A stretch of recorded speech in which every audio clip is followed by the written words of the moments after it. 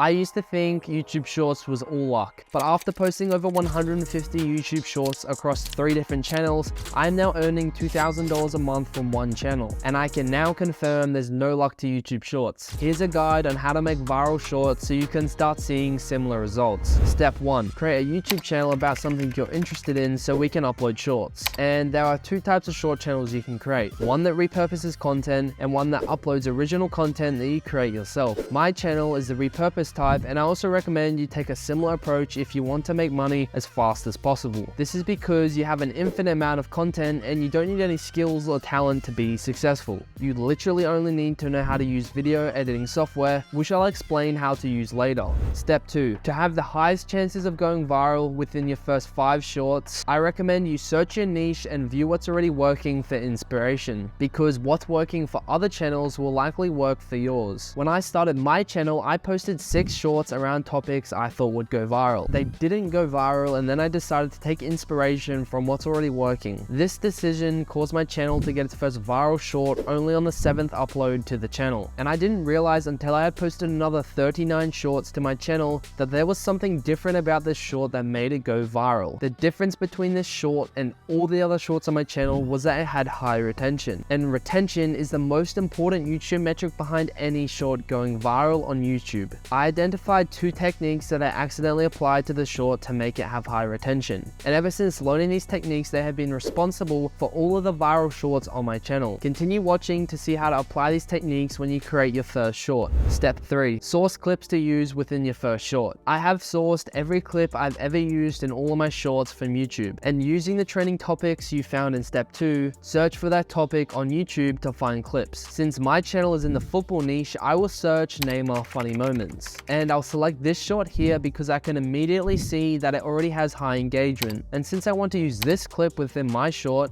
we need to download it by finding the original video that the clip is from. You should always find the original video because the quality will be much higher and there won't be any watermarks. And in general, we just don't want to be downloading other people's shorts and uploading them as our own. For my channel, I can see every re-uploaded short of mine, and YouTube shadow bans this content. But to find the original clip, you will want to describe exactly what the clip is about in the search bar. It's easy to find the original clip using this method, but sometimes the clip you want is within a large video.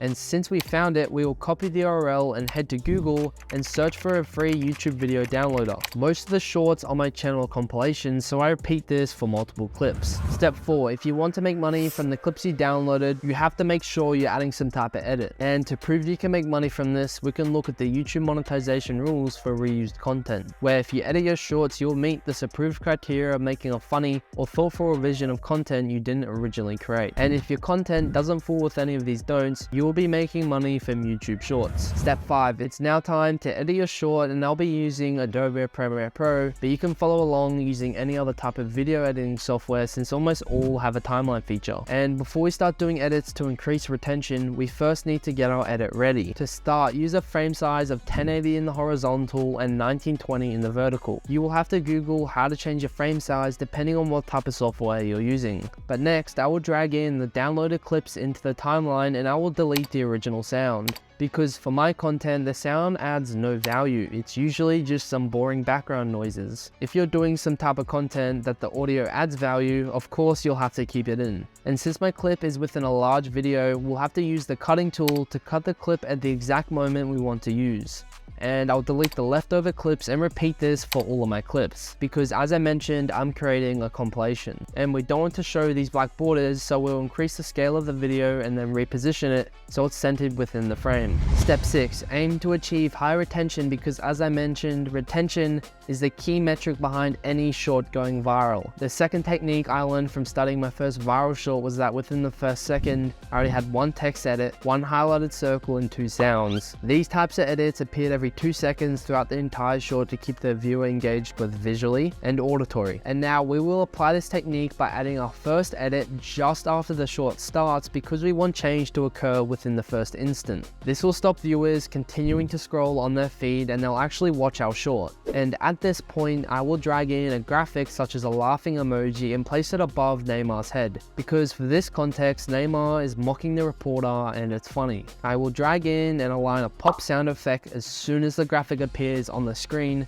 Again, we are creating both visual and auditory change constantly. I do recommend you create a folder full of sound effects and graphics because you'll be constantly adding these throughout your entire short. Now back to the edit, I will add some more graphics such as an arrow and text to really highlight the video topic, which is Neymar. Now I will repeat this step where I add frequent edits every 2 seconds while ensuring that each graphic has a paired sound effect. And I will make sure I don't use the same type of graphic every single edit because you want to feed the viewer with new content. As a side note, you should be adding these frequent edits to any niche but adjust them to suit the style of niche. For example, if you're creating motivational shorts, you shouldn't be adding laughing emojis because that's just not the style. I know of so many different short channels that apply these same concepts but just adjust them to suit their niche, and as you could expect, it is making their shorts go viral. Step 6, add trending music to your short. You can still monetize your shorts even if you use copyrighted music, and a lot of people get confused about this because after you upload a short with copyrighted music, you will see a copyright restriction in your YouTube studio. But if you roll over the copyright restriction, you will see it reads copyright protected content found, but it doesn't affect your short. Also, you can see my channel has monetization on for all of my shorts regardless of it having a copyright restriction